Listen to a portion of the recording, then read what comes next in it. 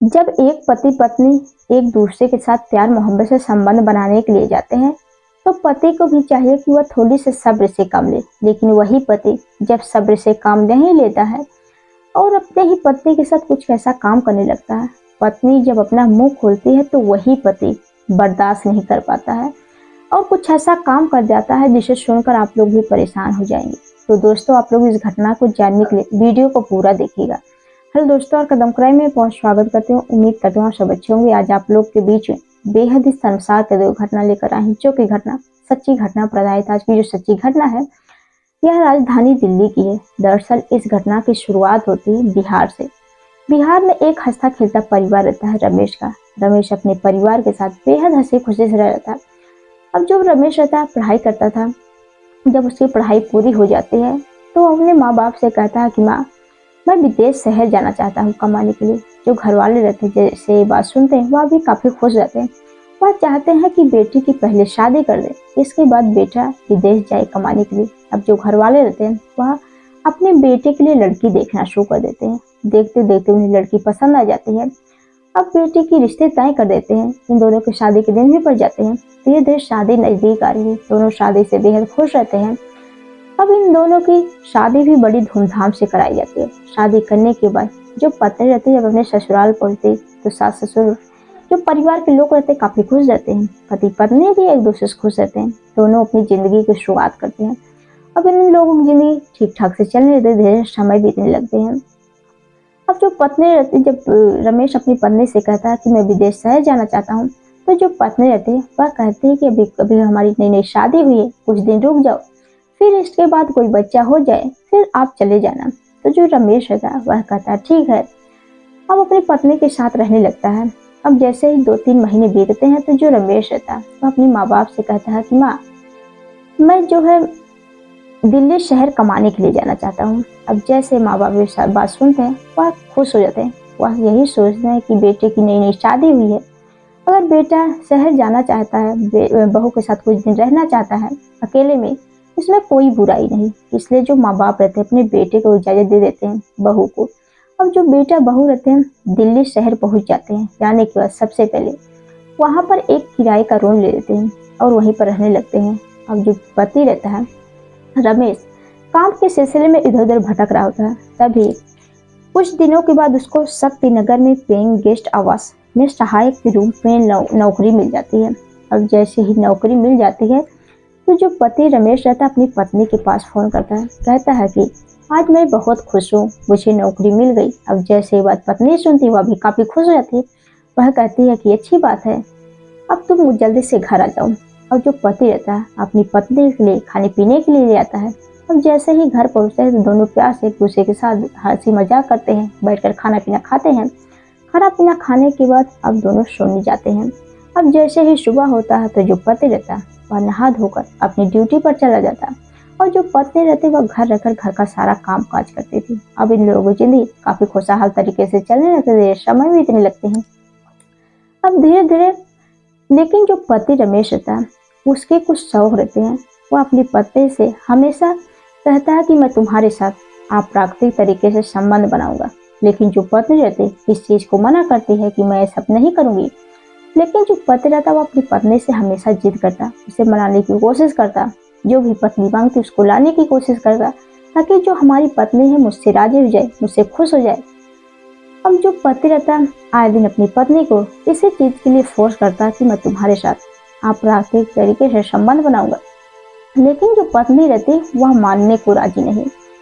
एक यह घटना 2 नवंबर की है। उस दिन जो पति रहता है वह सुबह ही खाना पीना खाकर अपनी ड्यूटी पर चला जाता है और वह अपने दोस्तों के साथ काफी पार्टी करता है, इंजॉय करता है। इंजॉय करने के बाद वह खाता पीता है, नशा करता है। नशा करने के बाद वह जैसे ही अपने रूम पर पहुंचता है तो सबसे पहले वो अपनी पत्नी से कहता है कि मुझे बहुत तेज भूख लगी है, मुझे खाना दो। अब जो पत्नी रहती है वह कहती ठीक है, कपड़े निकाल दो, हाथ मुंह धो लो, हम खाना लगाते हैं। अब जो पत्नी रहती है वह खाना लेने के लिए जैसे ही अंदर जाती है तो दोनों बैठकर पहले तो प्यार भरी बातें करते हैं, बातचीत करते हैं, खाना पीना खाते हैं। अब दोनों सोने के लिए जाते हैं। अब जैसे ही सोने के लिए जाते हैं तो जो पति रहता है वह दिन वह ठान लेता है कि मैं अपनी पत्नी के साथ आप प्राकृतिक तरीके से ही संबंध बनाऊंगा। अब जैसे वहां पर जाता है तो अपनी पत्नी से जिद करने लगता है, कहता है कि मैं तुम्हारे साथ आप प्राकृतिक तरीके से संबंध बनाऊंगा। और जो पत्नी रहती है वह मना करती है कि मैं ये सब नहीं करूंगा, लेकिन जो पति रहता है वह जिद पे अड़ा रहता है। वह कहता है कि आज ही मैं तुम्हारे साथ संबंध बनाऊंगा, वो भी आप प्राकृतिक तरीके से। अब पत्नी बार बार मना करती है और जो पति रहता है इन दोनों के बीच में इसी बात को लेकर बहस होने लगते हैं, बात बढ़ते ही चले जाते हैं। तो जो पति रहता है वह गुस्से में अपनी पत्नी को जो है कई थप्पड़ भी लगा देता है। अब जो पत्नी रहती है वह नाराज होकर घर से निकल जाती है। इधर जो पति रहते हैं वह नशा में रहते हैं, वह वहीं पर सो जाते हैं। अब जैसे ही गहरी नींद में होते हैं तो जो पत्नी रहती है वह देखती है कि जो हमारे पति है गहरी नींद में है।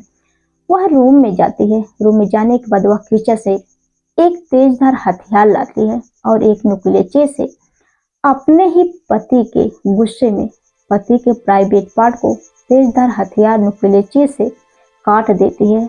और काटने के बाद देखती है कि